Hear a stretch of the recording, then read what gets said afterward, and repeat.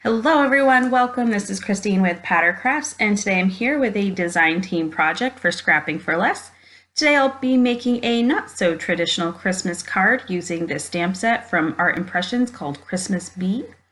I will also be using some pattern paper from the Let's Talk Bees paper pad from Scrapping for Less, and we'll be using this snow marker to add a little texture to our little lady bee.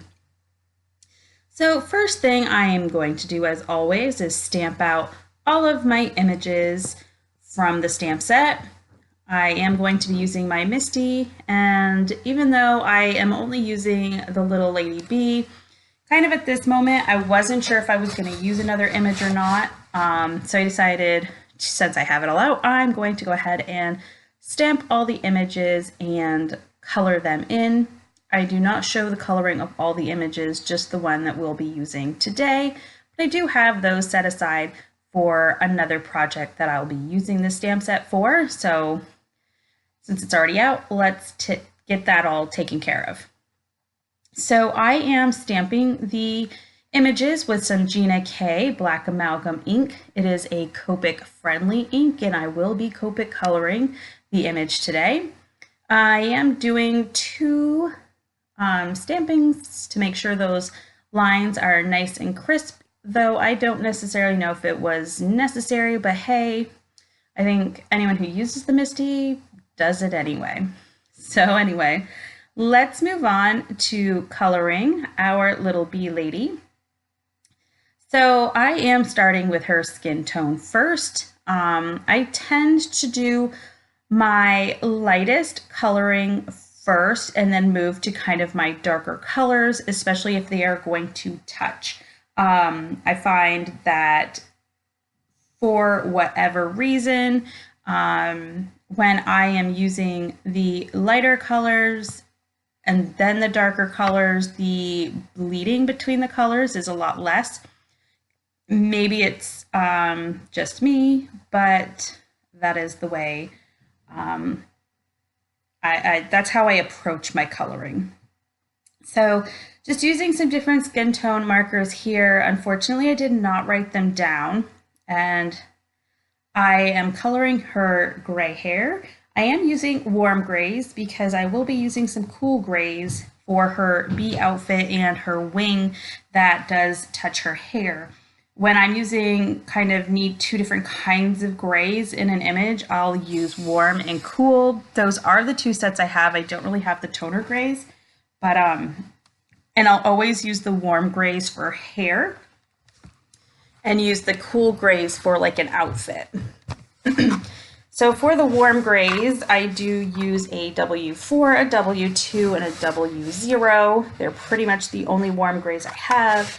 That is why I know which colors those are. For the cool grays, again, I'll be using C1, C3, and C5, again, because those are pretty much the only ones I have. The reds, the yellows, and the greens, I am so sorry, I did not write them down this time.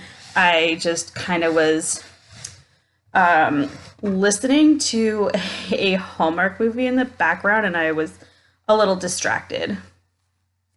So while I was coloring. Anyway, I'm just going ahead and I'm using these two different greens that are very different from each other, but I thought they complemented each other really nicely for her tights. For her outfit, I'm using the cool grays and some yellows. Now the greens, I did not try to do any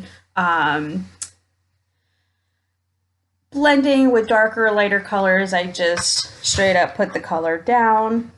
The area was kind of small, and I don't always like shading when the area is really small. It's not my favorite. I find I end up putting kind of too much ink down. It bleeds. It's still a work in progress for me, but I do shadow or make some lighter and darker areas on the yellows and the grays on her little outfit, as well as her hair and her skin. So as we finish her up, I will take her over to the Scan-A-Cut and die cut the image out. Now the little pom-pom on her hair does get a little mangled in my machine. If not all the lines touch the scan and cut, doesn't always cut them out. So you'll see it's a little awkward back there, but honestly, I didn't even notice it until I went to put this snow marker on. So this snow marker gives some texture. It's supposed to resemble some texture hat and like the little her neck. It goes along, apply it, and then you're going to use your heat tool, and then when you heat set it, it will fluff up. Now, on her little neck, I felt like I wasn't getting enough to cover the area, and I pushed down on the tip of the pen, and it came flying out. Kind of made a mess here, made an air bubble, which you don't really want. So I kind of had to really play with it. I had to keep the heat kind of far away to kind of dry it out a little bit so it wouldn't go in places I didn't want. And just be careful. So when you're using it, if you feel like you need more, don't do it on your project. Do it on like a piece of scrap paper, unless your area on your card is very big, or if you are just doing snow on the ground and it doesn't matter. So anyway, that's just my little tip on using this snow marker, although it is very, very cool. I love the texture. So now I'm flipping through the Let's Talk Bees paper to find the pattern papers I want to use for this project. Went ahead and die cut those. And now I'm grabbing some of this ribbon from my stash. And I know I want to use that. You see me just kind of fiddling with how do I want to place this ribbon. I do decide to do it vertically, and I'll put that on in just a moment.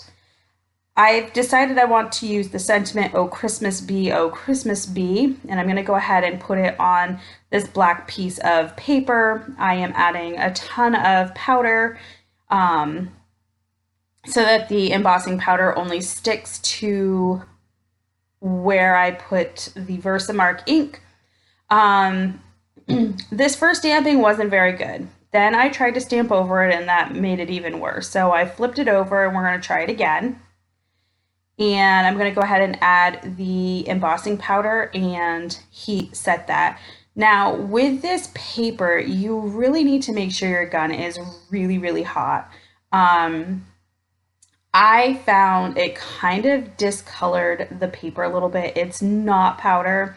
I, was like using my hand to rub all the excess powder off. I rubbed it on some cloth, and it's just discolored. So when using a heat gun on this paper, make sure your gun is really, really hot and don't hold it too close. I think that will help avoid, because I've heat embossed on this paper before and not really had that problem. So I think that I just didn't let it heat up fast enough, and I held it too close to the paper for too long. It also really warped this paper as well. So you see I'm adding a ton of foam tape so that it will lay flat. Now, once this is all on and I've got my image on the card, you don't see these harsh lines like you do here where it's a little discolored. But just be aware of that if you decide to heat emboss on this paper. So here I have this like little action wobbler. I do believe this is from Art Impressions. I have just a few of them just hanging out in my craft room. They're not in a package, so you didn't quite see that, but I thought how fun it would be to put her on an action wobbler. So I'm going to go ahead and take the adhesive off on both sides. I'm not sure which side is the right side and which side is the wrong side. You know, what goes on the card base, what goes on the image. So it works for me. I just did it any way I could and put it on the card, adding a little bit of Wink of Stella, and then I decided to bring in some like glitter clear Nouveau drops for her little bee wings. And that will do it for today's card. So she's up on a little action wobbler, she's got a little sparkle. We are good to go. Great non-traditional Christmas card. So thank you so much for joining me. If you like this video, please hit the thumbs up. If you'd like to see more and you're not already, hit that subscribe button.